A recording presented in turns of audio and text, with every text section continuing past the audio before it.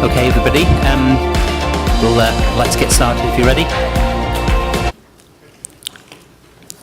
So welcome again, back for the second session of the RPAS concept briefing, as following on from what we did yesterday. As usual, though, we'll start with a little round of some of the admin arrangements. So I'll pass you over to Mark, just in case you've forgotten anything of what he said yesterday. So we'll hear from there. So Mark, over to you. Thanks. A couple of items again from admin. From a safety perspective, if we have any fire alarms requirement to vacate the building, out the doors and then out through the fire escape or fire exits. Restrooms out the door over to the right side. For those that have phones, we had a couple of interruptions yesterday. Please ensure they are on silent or on vibrate, please. That way the speakers aren't interrupted. With regards to the proceedings today, both the videos are going to be live streamed, so they're online, as well as the decks will be available at least on the portal, and we will see about the public site. But those will be available in one way or another. And those that are sat more towards the back, there is plenty of room up front should you require a closer look. That's all I have.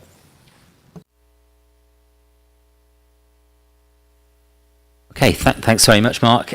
Could you put up the slide of today's events, please? Okay, so there's the plan for this afternoon. Very much, I'm afraid, in some ways, I'll apologise already. It's the Ron and Gerry show, as apart from anything else. So it's us two alternating between us to take you through the basic structure of Annex 6 Part 4. You'll be pleased to hear we're not going to take you through individual line by line or anything like that. It's just a general overview of what's there, and intentionally just to pick out the main points that are particularly RPAS specific, but obviously we'll see how the discussion goes from there. I'm tempted to say I suspect it won't take as long as we have scheduled there, but who knows, depending on how the questions that you ask at the time, but we'll see what happens from there. So I think we'll get started then. First on is Ron to discuss Annex 6 Part 4 as a general discussion.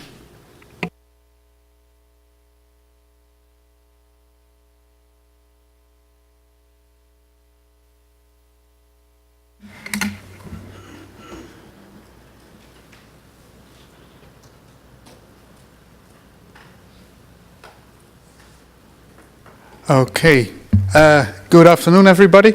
I will take you through some introductory stuff, and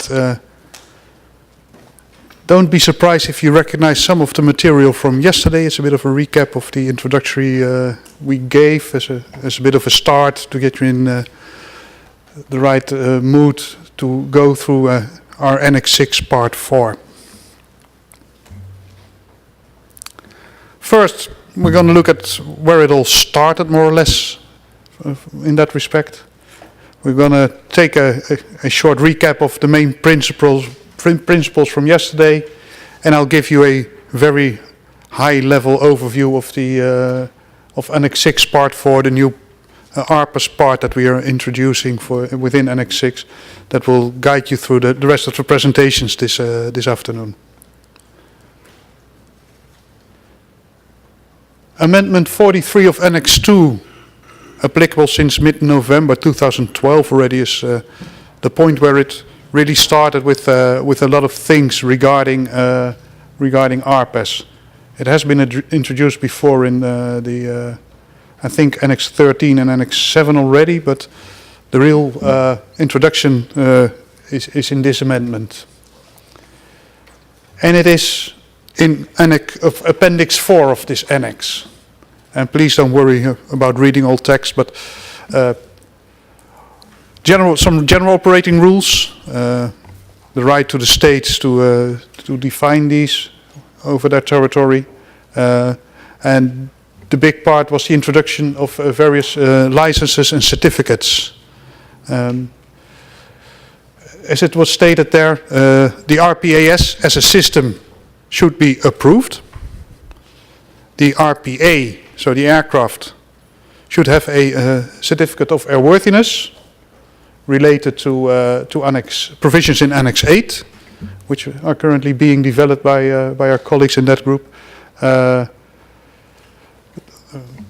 continuing airworthiness is there with the airworthiness part as well. The operator shall have a RPAS operator certificate, the ROC, and that's in accordance with the provisions provided in Annex 6, and that's the part we're going to introduce today for you. And the remote pilots shall be licensed in accordance with Annex 1, and that's already gone through the ANC and is actually published at the moment, so that's available. And what we did is the approval of the whole system is contained in the approval of the aircraft. So the RPA C of A contains the approval of the whole RPAS system, but you will see that a bit later on in the material as well. The main principles, and that's a free quote from the work from Patrice and Filippo yesterday. For every RPA flight, there is only one operator. The operator holds an ROC, that's a requirement through one of the SARPs, and the ROC is related to the whole system through the C of A of the RPA. And the operator is responsible for the whole flight, as you can see in the picture below, having the people ready to do the operations, having the systems ready and what have you. An RPAS will consist of one RPA. The system is tied to the C of A of the RPA, so there's only one RPA within an RPAS. There is at least one, but there could be more than one remote pilot station, the ground station where the piloting is done from. They are connected through the C2 link. That could be either direct site or beyond radio line of sight through satellites, for instance. And it contains other components essential for flight, not different from what we know from manned aviation, like navigation equipment, flight control, autopilot, FMC, health monitoring, ATS common surveillance. There could be some additional equipment, some launch and recovery equipment. It could be that we have, for instance, a net catching an aircraft landing, or a catapult doing the takeoff. We could have a dual or triple redundant link, the flight, and we could have a flight termination just in case we wanted to terminate a flight in emergency case. The remote pilot station. That's the part of the system from where the aircraft is piloted. And so you can see it as a bit of the remote cockpit, and it's on the ground. It could be indoors or outdoors. Certainly if you look at the smaller drones with the handhelds, that's easily outdoor, but it could be. But it could also be stationary or mobile. It could be on board a vehicle, an aircraft, a ship. So it could be on the move.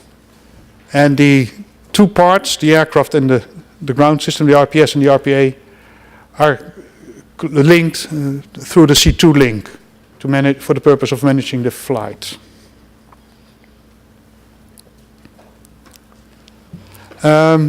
As you saw yesterday in certainly in the Australian presentation, but probably in some of the others as well, there could be more than one remote pilot station involved in one actual flight. So one aircraft could be controlled consecutively by more than one remote pilot station. Only one remote pilot station can control one aircraft at a time. So we cannot have two remote pilot stations controlling one aircraft. That would make a mess. So we need to make sure that the transfer from one remote pilot station to the other is safe and effective, and that's called the handover. And that's also part of the design approval of the system to make sure that the procedures to do the handover are safe and efficient. And so with the handovers, we transfer control from one remote pilot station to the other. That event is an operational event. It's not a maintenance event. It's just regular operation going from one pilot station to the other.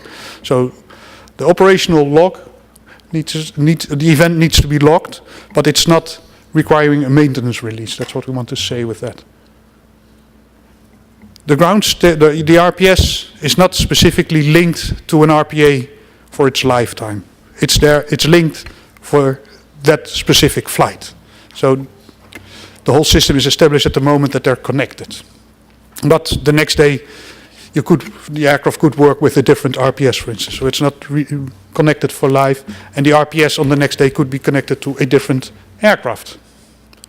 And that's what you see at the bottom of the slide as well. And even in the type certificate, we could have various RPSs available to control an aircraft with an RPA, but we could also have a specific RPS being able to control more than one type of aircraft.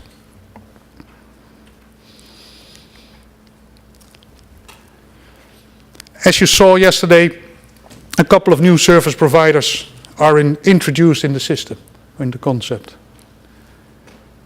We definitely will not certify radio signals, so we'll put performance requirements on the link in there within the type certificate, and we will make sure that through a service provider the performance is achieved. The only part of the system that's actually registered will be the RPA in the aircraft registry. The RPS itself is not registered, but the use of the RPS is logged by the operator. So he's responsible for the identification of the specific system that's used during that specific flight.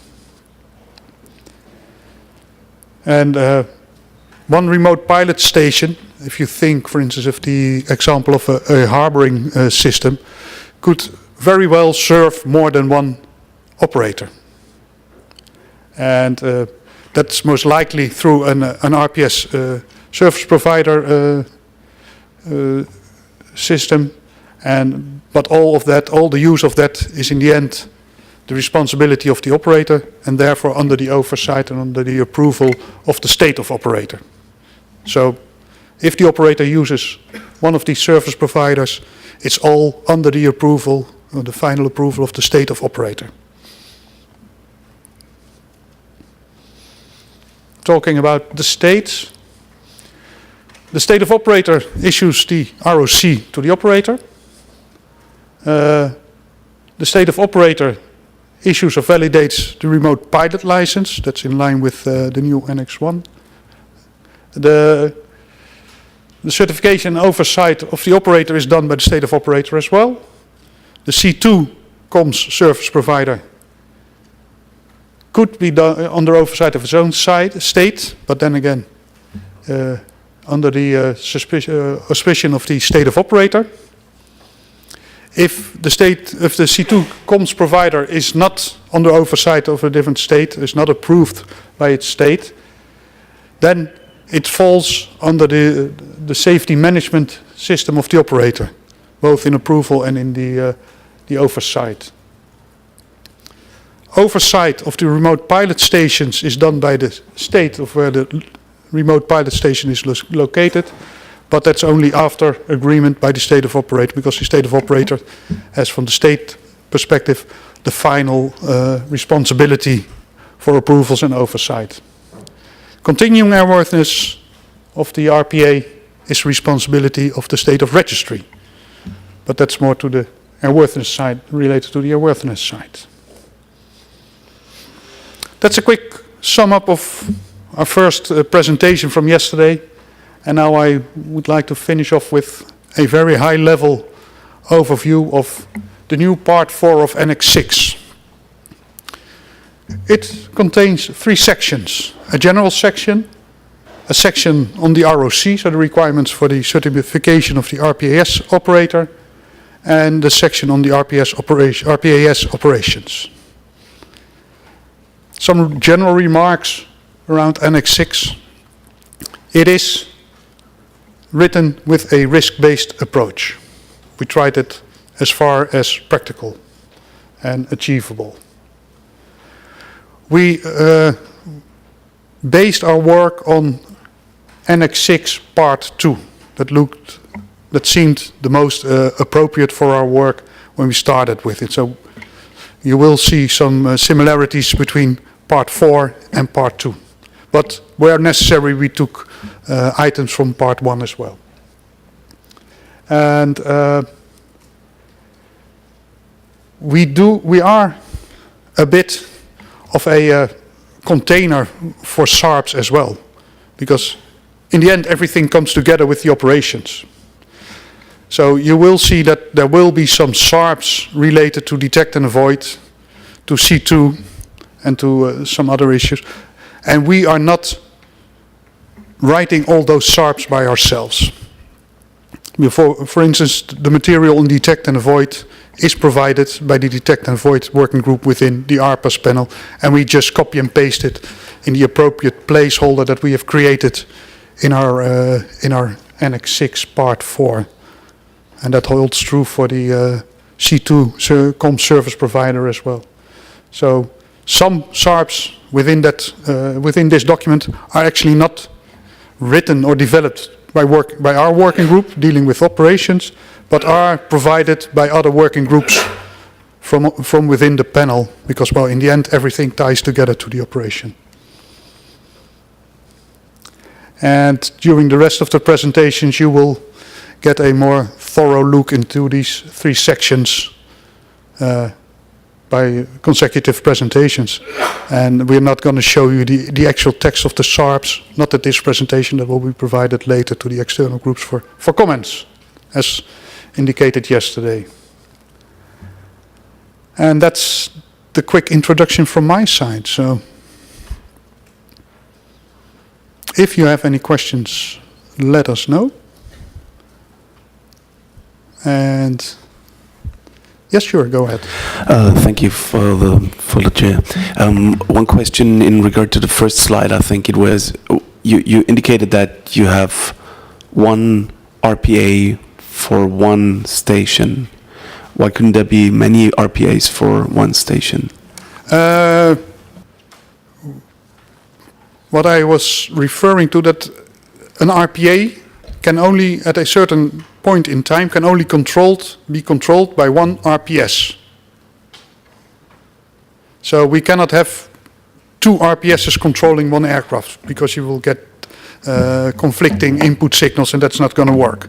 So I understand that. I was considering more RPAs for one RPS. Yep, I think it's. I don't know exactly which slide it was, but it's. Is it? Let me check. I think it's. It's the question at the same time. This question. My question was at the same time. Yeah. Oh no. No, that's something that's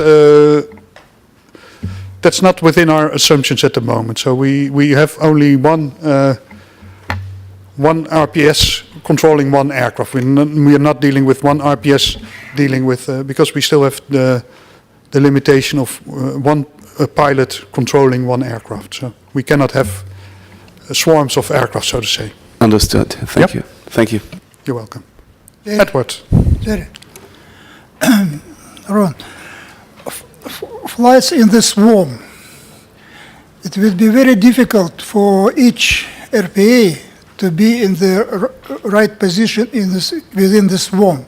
But it's very easy to perform flights within one RPS and a lot of RPA with autopilots. Swarm. Yes, I know so swarms, yep. Maybe it makes sense to establish some standard for that. We have within the panel agreed to certain general assumptions, and the assumption of one pilot to one RPA is one of them. And that's the framework that we have to work within. Just like we don't do with autonomous aircraft. That's not within the scope of our work, and it's not within the general assumptions. So we are not addressing swarms because we are not allowed to. We have agreed not to address swarms. And if you want to readdress that, the panel is the place to be, not this brief on working of Annex 6. One-to-one, it is understandable. But imagine you should perform very strictly with distances between aircraft. It is very difficult to do for a lot of pilots. One pilot could do it easily. I am familiar with swarm operations and the pros and the cons of that, but that's not what we are doing within this panel. So we're not addressing it. It's necessary to change manual or standard, I don't know.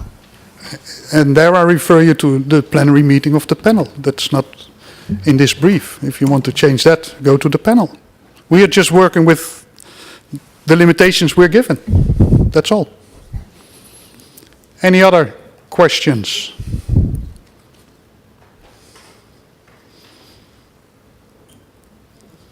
Okay. Then we'll introduce the first section of part 4, and that's done by my colleague Gerry.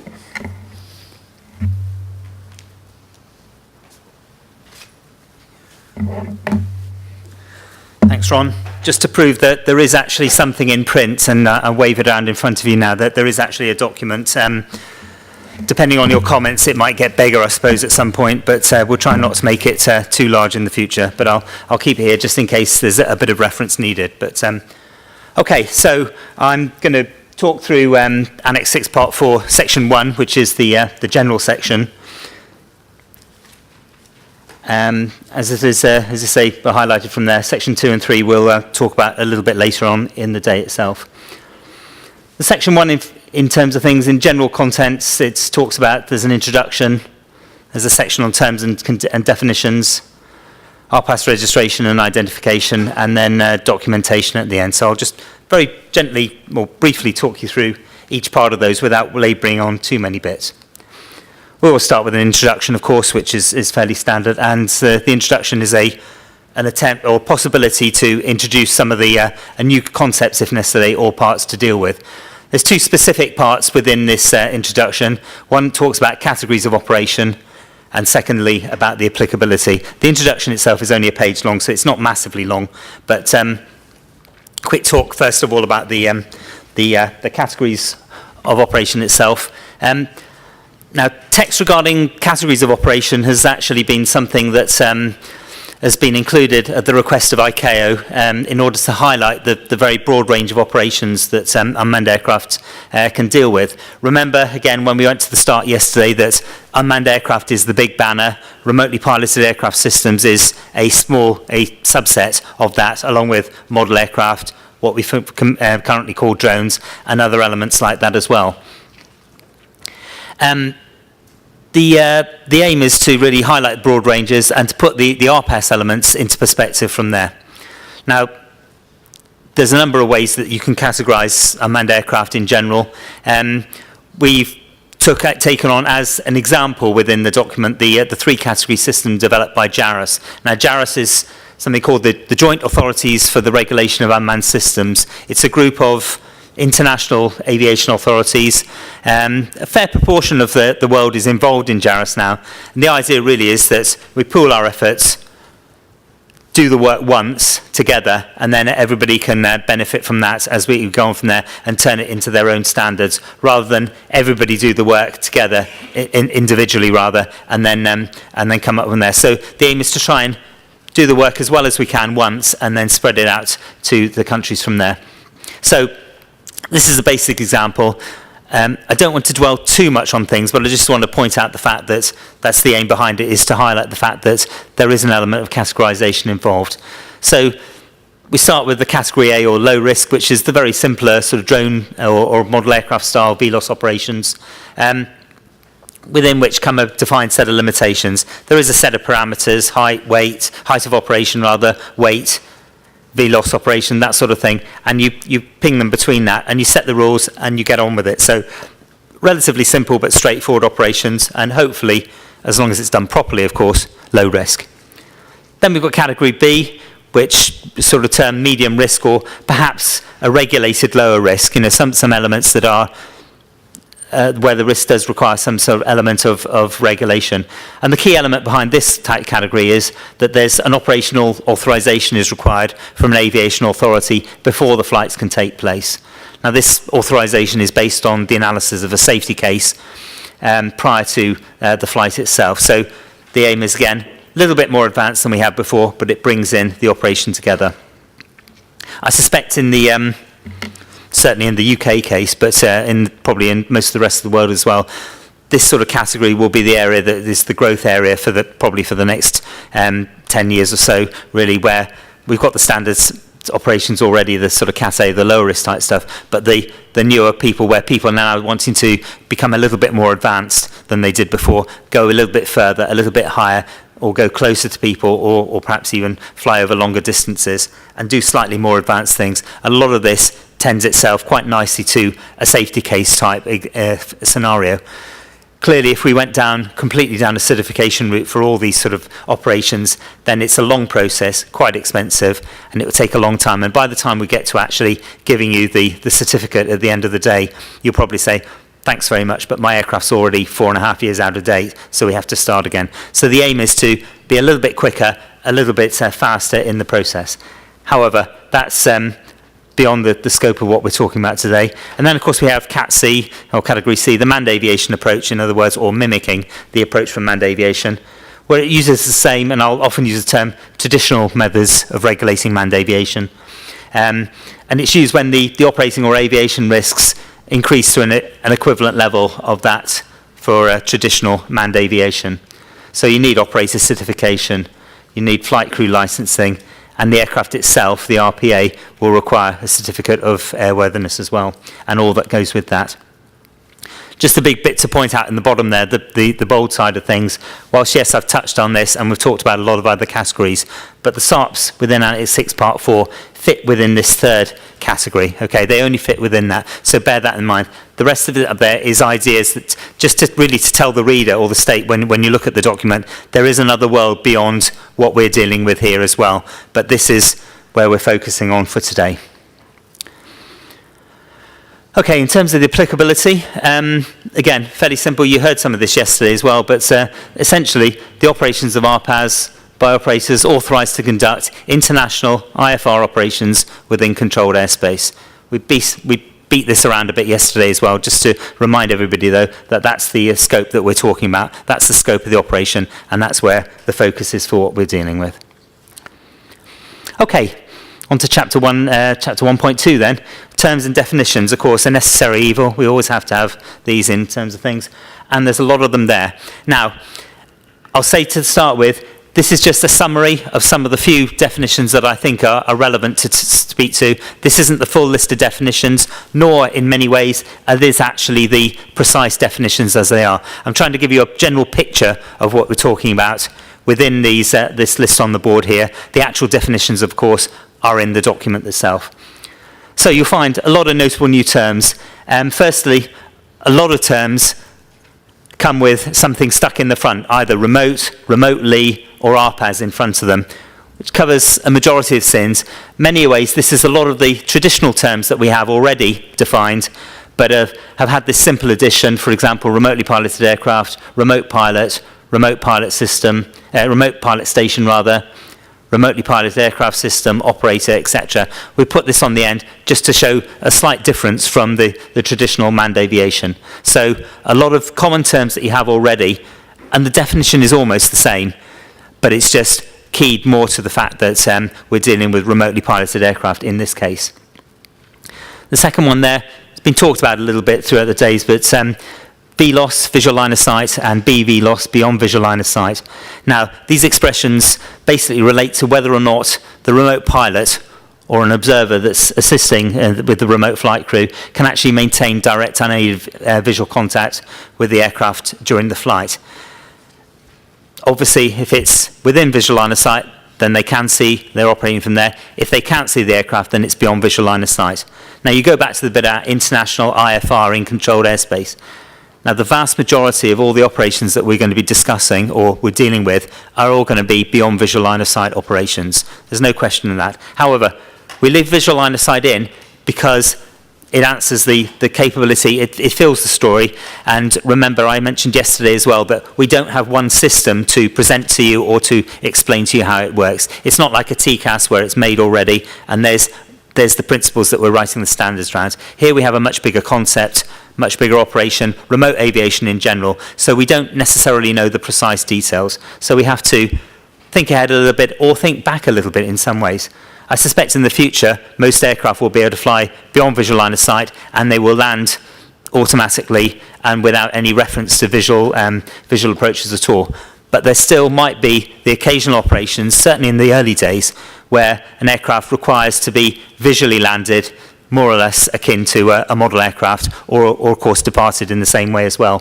Or, as Ron mentioned earlier as well, we might have the idea of the sort of harbouring pilot who collects the aircraft and then visually brings them in at the end. So the concept is there, left in case we need it. So, but primarily, these operations we'll be talking about throughout the concept is very much beyond visual line of sight operations. Clearly, at 27,000 feet across the Atlantic, you can't do visual line of sight operations because you just won't be able to see the aircraft. Similarly, we have the R-loss and BR-loss discussion as well in terms of radio line of sight and beyond radio line of sight. Now, this relates really to the configuration of the command and control link. Essentially, it's either a direct point-to-point transmission, which is radio line of sight, or it's done through some form of relay, either up through a satellite and down, or potentially down through a ground link to out the other side as well. So that becomes the beyond radio line of sight type of things. Now, in many ways, the terming you could argue is not particularly correct, because at the end of the day, if it's the link from the satellite to the aircraft, or from a point on the ground to the aircraft, even after a set of other links in between, the final link to the aircraft is always going to be a radio line of sight link. But what we're really talking about is a slightly bigger concept here of, from the remote pilot, in the remote pilot station, how that link, how that transmission is then got to the aircraft itself. Essentially, if it goes from the station and it goes effectively directly to the aircraft, that's a radio line of sight link. If it goes through some sort of transmission, some sort of other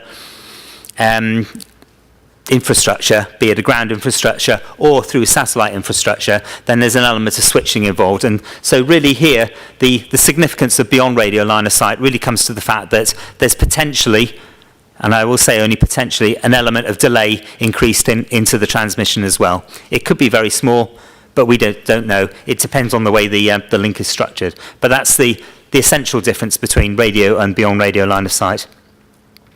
Finally, I've talked a lot about C2 link already, but there's the basic definition for the C2 link, which is the data link between the RPS and the RPA for the purposes of managing the flight. We mentioned a lot of this yesterday as well. In simple terms, it's the replacement for the control rods or control cables between the pilot and the flight surfaces, and all the other bits that he does, of course, as well. Okay, another new topic to bring in here is detect and avoid. Basic definition up there already, the capability to detect conflicting traffic or other hazards and take the appropriate action. Again, this is a key element of unmanned operations because the pilot's not on board the aircraft to perform the normal lookouts that he or she would do while flying the aircraft. So we have to have some sort of other technical capability to do that. That general technical capability we term detect and avoid. It could be one system, it could be a number of systems all grouped together to form a bigger system, but it's a capability, and how that is achieved depends very much on the manufacturer as well. But that's the basic intent there, is something that replaces the pilot's lookout or see and avoid during an operation. Handover. Again, we talked about that as well in terms of the new concept is, of course, that the aircraft may be flown from one pilot station and at some point transferred to another pilot station. The act of passing control or piloting control between one pilot station and the other is what we term handover. Don't mix it with transfer of control within the pilot station, which is just from one pilot transferring his control to another pilot, either at the end of his shift or at the time for a break, or even and that relates to in a two-man aircraft where one person says I have control and the other one takes control from there. So that's transfer of control. Handover, we've tied down in this scenario, in this situation, to the transfer to a completely different remote pilot station. Could only be a few meters away or a few miles away, but it could be several thousand miles away as well. Finally, a couple of other comments about the C2 link, and it's only really done in this order because I did it alphabetically as much as anything. So there's lost C2 link, which is essentially an operational event when the RPAS is in a lost C2 link state. So essentially, when you haven't got the C2 link, the lost C2 link there is defined at the bottom, and it's paraphrased again, just because I didn't have time to fit it all in. But this is to try and make it simple for the everybody here. But it's essentially, it's the RPAS state due to a command and control link interruption, essentially where the remote pilot is no longer able to manage the flight. So you've lost your ability to actually manage the flight directly, and so you're left essentially with the pre-programmed or the automatic functions that are on the aircraft before, depending on where it is. But that's the basic idea of things. So lost C2 link is that, and that's the state that defines what the lost C2 link is. Okay, registration and identification. Now you start to get onto things with certainly the briefs that I give, where I'll give the indication of the contents as they are, but the ones in bold are the ones I'm really going to talk about. In many ways here, RPA registration, exactly the same as we do for a traditional aircraft, so there's no point saying anything different than that. The text is still in the SARPs, of course, in Annex 6 Part 4, but there shouldn't be anything there to particularly surprise you at all. It's essentially the same stuff. But I will talk about RPS identification, which is a new element, of course. So the operator is required to identify all remote pilot stations that it operates within its ops manual.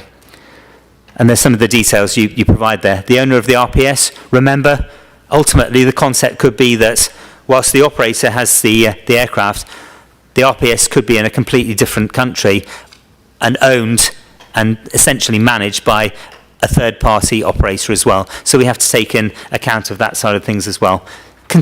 It could, of course, conceptually be that the operator has his own remote pilot stations situated throughout the globe and only uses those, and he only uses those for his aircraft. That's fine. In that case, the owner of the RPS is fairly simple. It's me. Then, of course, the manufacturer and manufacturer's designation of the RPS as well, just to identify what it is. The serial numbers of the RPSs that the operator is going to use. And, of course, the types and models of aircraft that the RPS is capable of controlling. Again, trying to think a little bit further ahead. It's not necessarily, I mean, essentially on an aircraft, of course, there's one cockpit and one aircraft because it's all fitted together. But, of course, we do get into the concept even with some of the Airbus family, for example, where the pilot can qualify on one aircraft, but he's actually type qualified along a number of similar types of aircraft in the whole family itself. The subtle differences here, we're not saying the pilot is qualified so much, but the RPS could be controlled by a number of different RPSs as long as they're all linked together. Obviously, that comes back to the airworthiness and the type certificate at the end of the day, which states which RPS can work with which system. But there are potentially the idea that a number of different types or models of remote pilot station could all get together and fly the same aircraft. Conceptually, of course, the other way, it could be that a single RPS could be capable of operating or controlling a number of different remotely piloted aircraft as well. But there's the links that we're talking there. And of course, the final catch-all, any other relevant data that may be required as well. So that's the sort of identification we need to put in for the remote pilot station. Finally, a little bit about documentation for this section. And again, there's four essential sort of sections or chapters within this. Documents to be held by the operator, documents carried on board the RPA, documents at the RPS, and the journey log. To be quite honest, documents held by the RPAS operator, again, there should be no surprises from what you see in manned aviation there in terms of what we got. So I'm not really going to cover that at all. The journey log, essentially, is going to be very similar as well, the same sort of things. There might be a couple of subtle additions there that it will be recorded at the time when the remote pilot station changes to another aircraft, or when the remote pilot or the pilot in command changes as well. But again, essentially, the same sort of details are recorded in the journey log. But I'll just talk a little bit about the two in the middle. Firstly, documents carried on board the aircraft. Again, actually, it is the sort of the usual aircraft-related documents that we carried in a manned aircraft as well. So a copy of the ROC, the op spec, the registration certificate, the certificate of A, etc. But there's a big but here, as much as anything, that we're trying to move ahead a little bit, and the format of documents could be adjusted. Remember, we're now talking about aircraft that don't necessarily, although they may have long endurance, but they don't necessarily have to be big enough to contain 1 or 2 pilots or even more people inside. So they could be a little bit smaller. But we don't want to have to make them artificially big just to get all this paperwork into the aircraft as well, if they don't need to. So the format could be adjusted. It could be electronic, for example, and there's a form of that. But of course, any format has got to be acceptable to the state of the operator and all the other states involved in the operation as well. So we're trying to look a little bit further ahead now and try and think about things from there. Similarly, documents at the pilot station, and bear in mind, of course, these need to be held at each remote pilot station, whoever's controlling, whichever station is operating the flight at the same time. So the documents, some of them are as above already, plus of course you're going to need the flights and ops manuals and all the other elements that a pilot might need to refer to during the flight if he needs to. And more documents that are related to the specific flight as well. So licenses of all the remote pilots involved, fuel data, NOTAMs, mass and balance information, and that sort of thing as well, or the weather information as well, all needs to be held there. But that needs to be held at each remote pilot station. I think finally, the big thing to note there is a split between the documents that are held in the aircraft itself and those that are held in the pilot station. Plus, of course, there is a potential for some duplication as well. I think there has to be at times as well. But that's an additional thing that the RPAS operator will have to manage over and above what a traditional aircraft operator would have to deal with as well. So there are a few extra human factor elements to note in here as well. Things like transfer of control and even just the management of documents. There are other bits that might need to be involved and considered for what we need to do. So that's essentially it for a quick run through the first part of Annex 6 Part 4. So we'll take any questions now if we need. Thanks very much.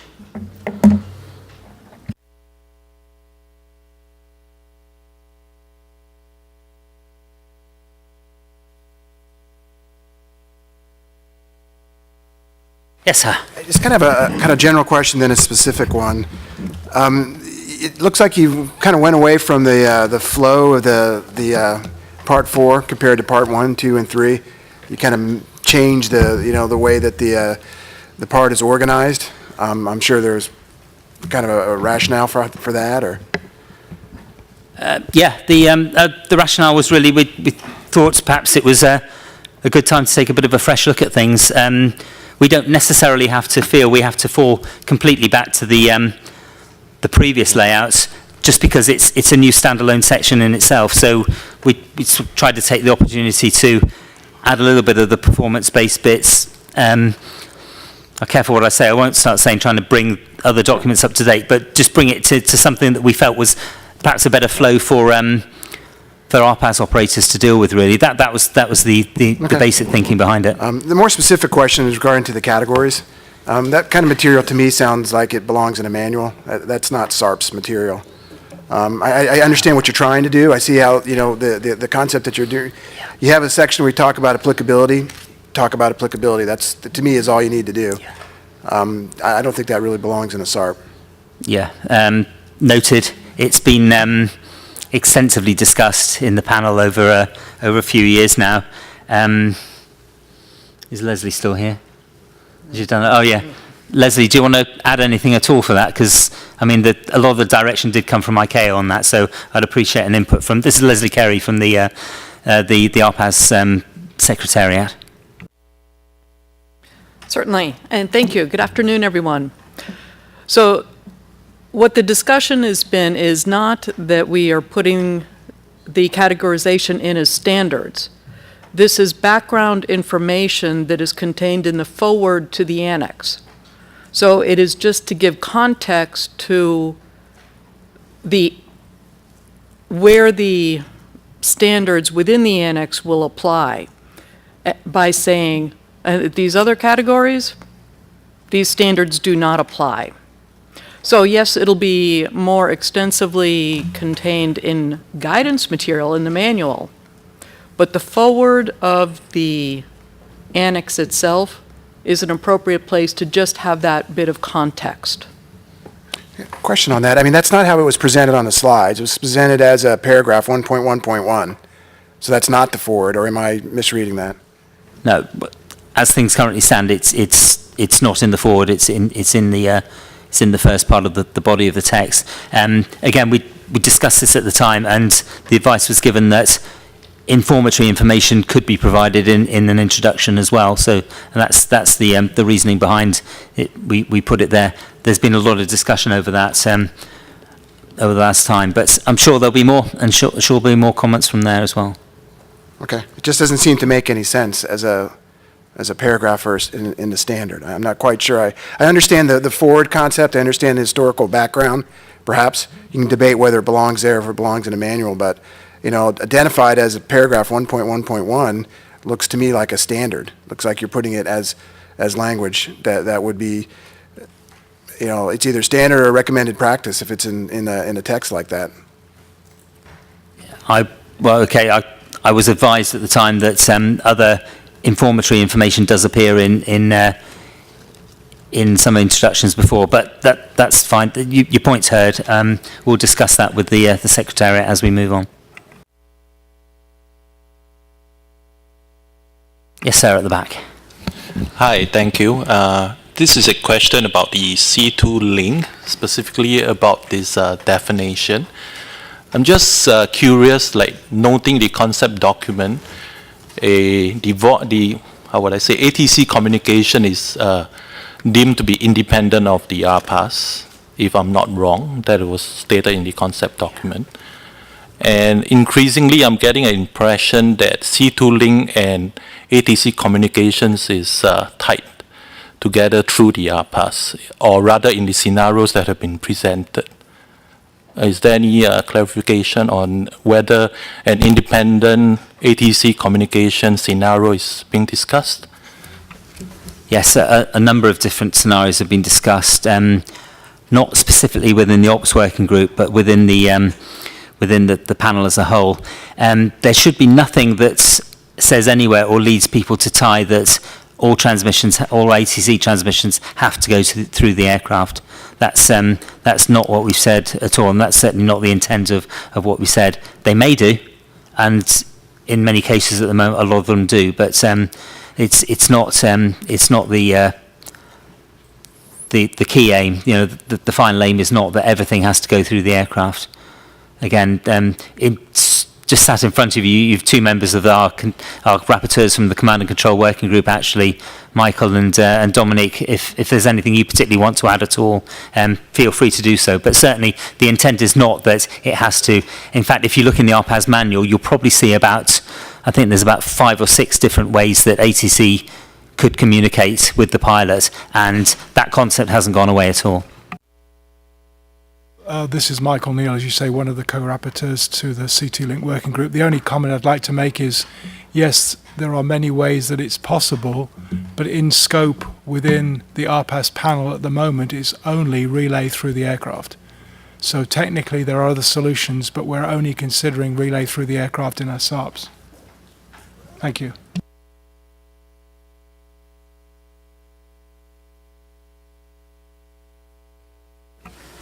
Any more at all? No? Okay.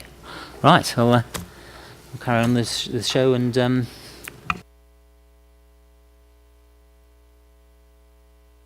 yeah. We're fairly well ahead of time. It's not really worth taking a break yet. So we'll carry on and do section 2 now, and we'll get that out of the way, and then look towards having a break after that.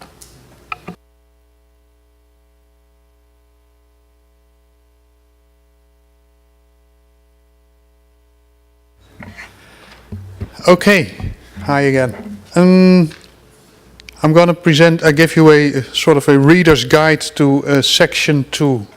That's the part dealing with the operator requirement, so the ROC holder. And so it was originally scheduled for after a break, but as Gerry said, we're ahead of schedule, so it's I think it's appropriate to do this then, have a break, and then go to the final section of the part 4.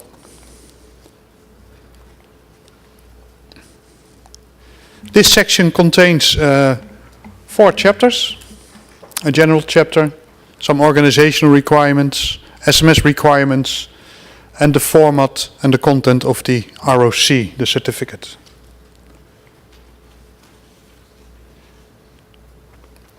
The general chapter. There are 4 paragraphs in there. One dealing with the responsibilities of the state of operator, one with the ROC, the application of for an ROC, and the continued validity of the ROC. And please bear in mind, we do follow the definition of an operator as in Annex 2, but with a slight note attached to that, in the context of remotely piloted aircraft, the aircraft operation actually includes the RPAS. So it's not just the RPA, it's the whole system that's included there. So the operator is dealing with the whole system, not just with the aircraft part of the system.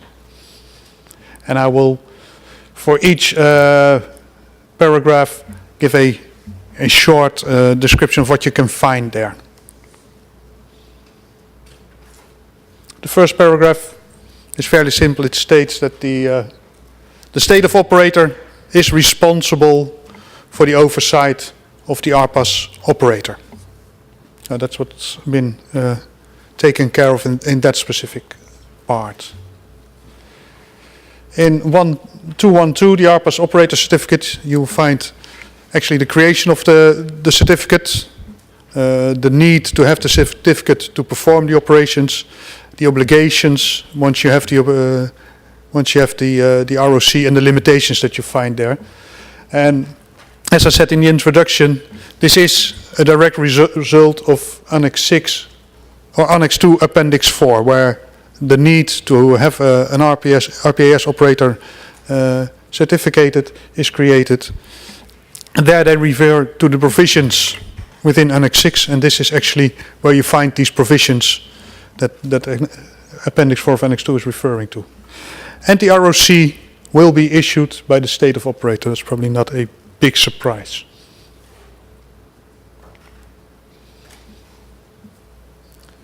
In order to apply for an ROC, the operator needs to provide at least the following information to the state of the operator.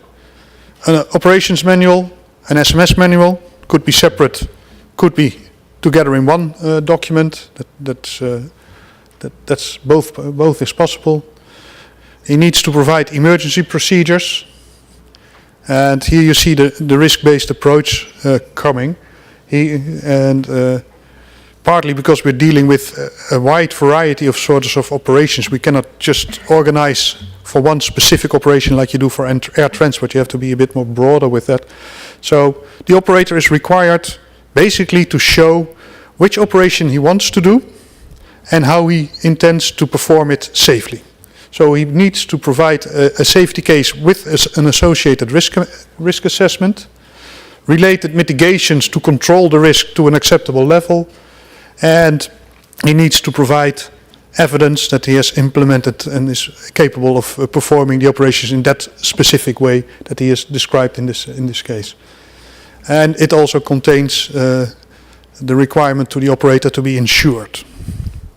And with that, we need to bear in mind that not all civil aviation authorities in the world are competent to deal with insurance issues, but ICAO is not dealing with CAAs, ICAO is dealing with states. And as a state, you can deal with the insurance issue probably through a different mechanism than you do with the Civil Aviation Authority, but as a state, you need to handle that. So in this context, it's specifically broader than just what you need to do with your Civil Aviation Authority.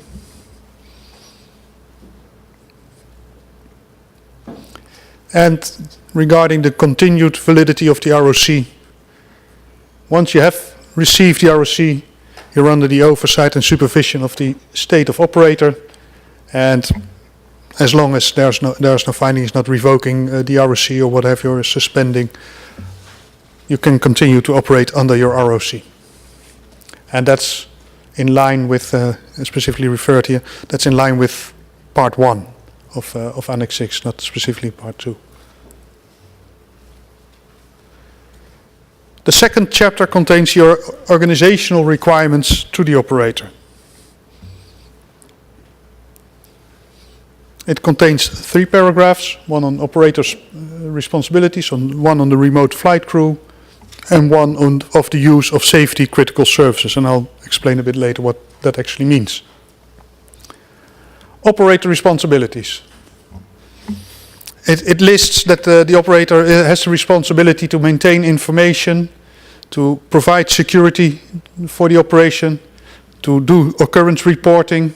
He's responsible for the continuing airworthiness of the RPA, and he is responsible for an up-to-date version and adhering to the operations manual.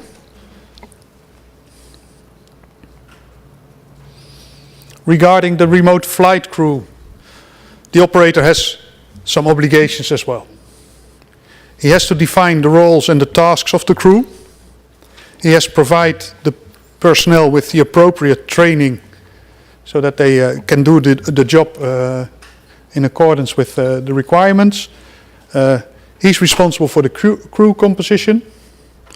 Of course, he's there limited to at least to use the minimum number of crew that is provided through the design approval of the system. He can add more crew members if he wants to for his operation, but he cannot go lower than the numbers required in the design approval of the system.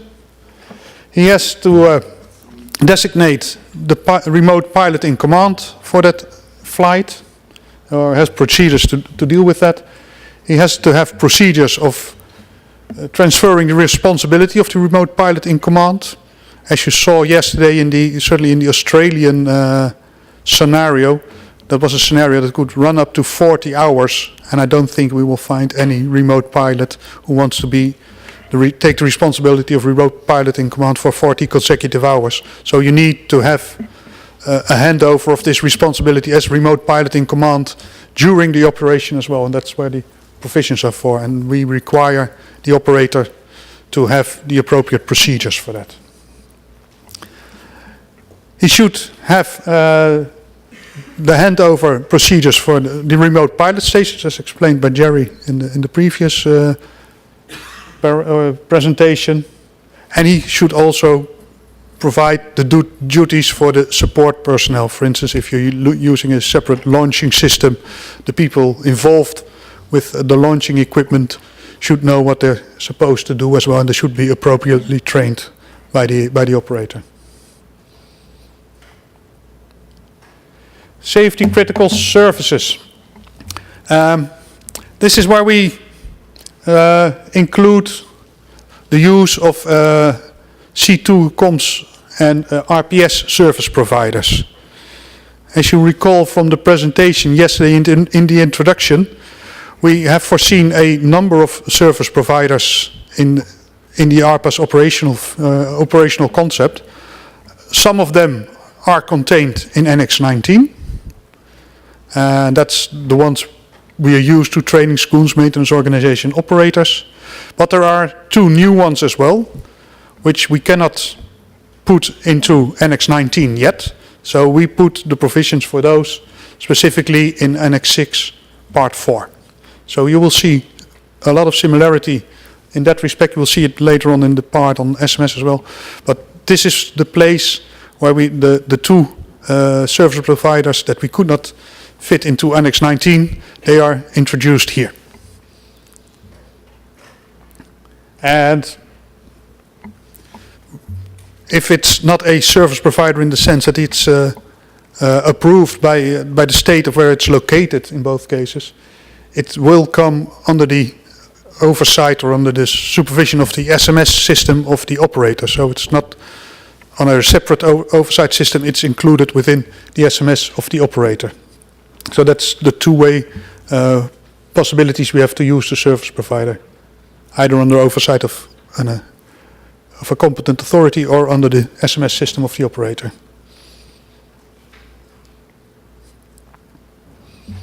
Safety management system requirements. As I said, you will see a lot of similarities with Annex 19 here, but because we have two organizations with this, you will see a lot of similarities.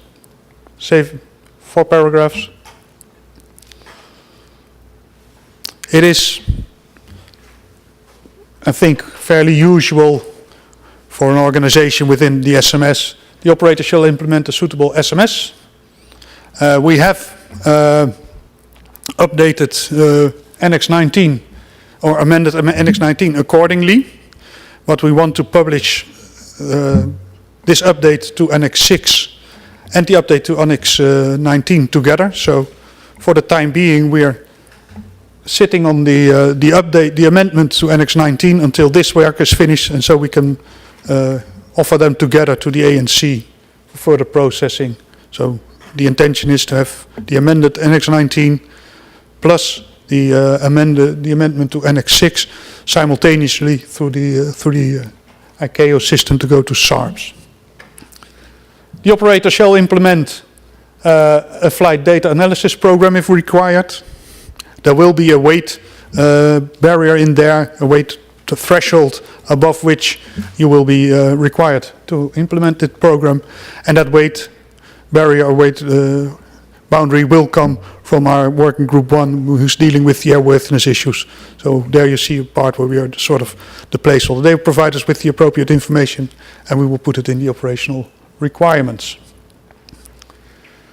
The operator shall establish a flight safety document system, and he shall include a compliance monitoring function within its organization.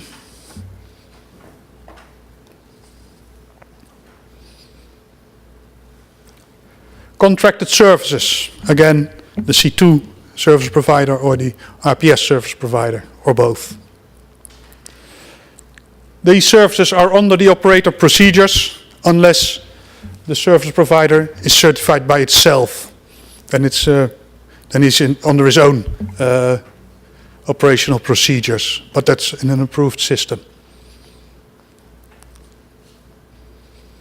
The operator is required to set up a certain organization and have certain personnel in his organization, like the accountable manager for the appropriate staffing for the compliance monitoring function.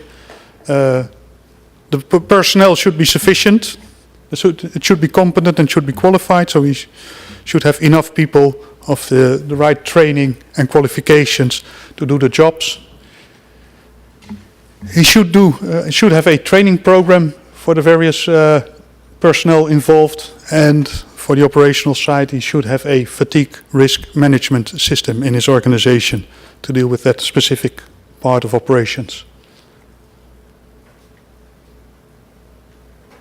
The facilities he's using should be adequate. Can't say much more about that than what's in. And regarding record keeping, he is obliged to keep records of, I think, a fair list of items we know from manned aviation, with a couple of exemptions, because we are dealing with a distributed system, so we have the opportunity to record in the air on board of the RPA, and we can record on the ground station. So we have to cater for both in this case. But he, for instance, he needs to keep his technical log, compliance demonstration procedures, crew license certificates, all that sort of logs need to be, records need to be kept by the operator organization.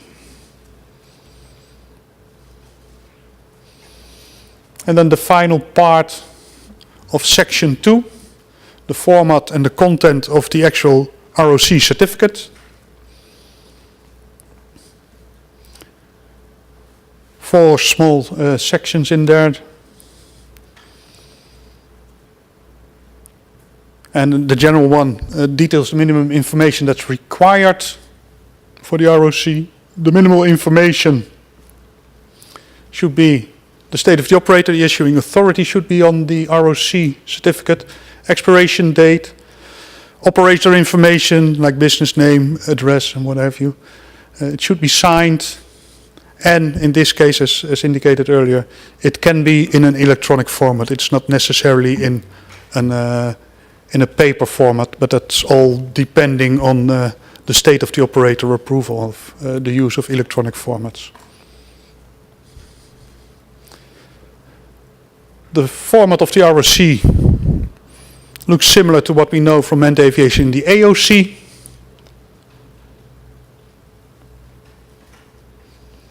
There's obviously some slight modifications in there to make it suitable for the RPAS system, but I don't think there's a big difference from what you see from the AOC. And since we are not dealing with a single type of operation, but it could be more diverse, so it's more aerial work type related than just air transport. The operations that the operator actually is allowed to perform with his ROC certificate should be contained in this approval as well. So this is the form in which we can identify which sort of operations he is allowed to do with the ROC certificate. And that's it for the ROC part of Annex 6 Part 4. Any questions? Yep, go ahead. I noticed on the ops spec part, you just looked like you pretty much just copied what was in the, like, Part 1 for Annex 6. Are you going to cover in the next section how you determine aerodrome operating minima? Is that covered in somewhere in this? Sorry, Filippo. There is a paragraph in section 3. Yes. So probably Gerry will cover next. Yes, here we're dealing with the requirements on the organization, and the operations-related requirements are in section 3. So here we're just describing what he's allowed to do when he got the certificate, and how how things are going about in practice. You will see in section 3. That's more of the operations part. So this is only the organization requirements part, so to say. Okay. Yep.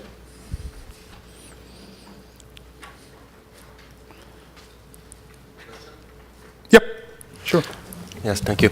I'm afraid to have some difficulties to well understand the obligation of the RPA organization, because in some paragraphs it seems stated that the RPA organization is responsible for all the flight, and including the different service provider, like RPS service provider or C-tooling service provider.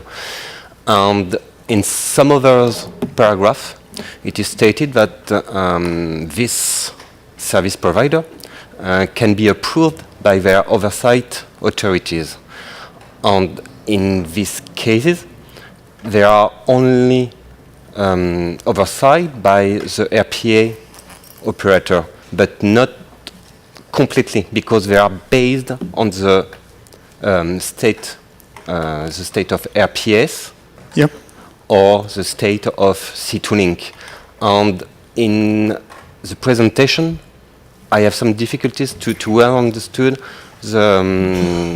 understand exactly where is the cursor of the responsibilities of one RPA's organization when they use service providers, regarding the role that can be played by their state of by different states. Yeah, it starts very simple, the oversight. The operator is under the oversight of the state of operations. So if the operator wants to use service providers within its operation, that's part of the application for an ROC, and that's part of the approval he gets from the state of operator. So the state of operator approves whether or not the operator can use subcontractors or service providers. And within that application, you see whether or not the state of operator has to can rely on a other state, the state of where the RPS is located, or the state of where the C2 comms provider, service provider is located, for oversight. But then again, that is still under the approval of the state of operator. If the state of operator doesn't approve that, the ROC operator will not get its ROC, and it has to find a different way of dealing with that. So in the end, it's the whole responsibility is operator and state of operator. Yes, noted, but yesterday in the main principles, it was stated that some contracts must exist between the operator and the service providers. And in these different paragraphs, we do not find any longer this contract.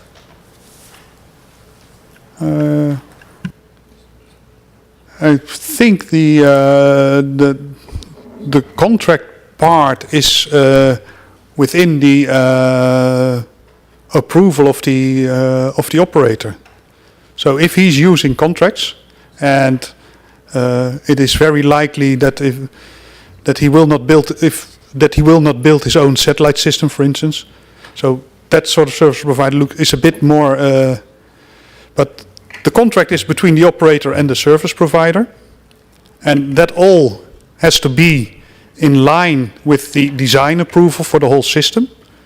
So it's not that they are free to use whichever service provider for the communications that they have to their liking. It must be within the limits of the approval of the design.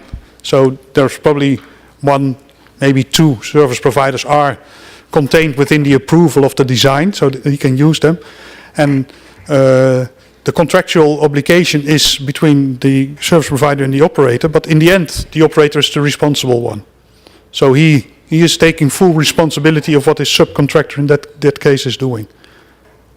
And that part is within the, I'll have to double check, but that's within the,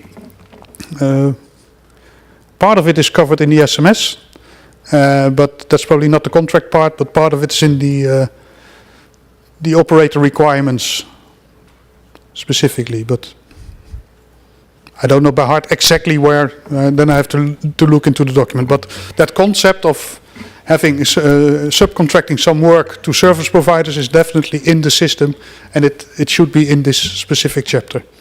And it's probably a bit distributed between SMS and operator requirements. Okay, thank you. No further questions? Then I think it's time for a break, Gerry? Yep. Okay. It's 1:45, so 1:15. So let's take half an hour coffee break, and we'll be back for the third section dealing with the operations side at 3:15. Thank you.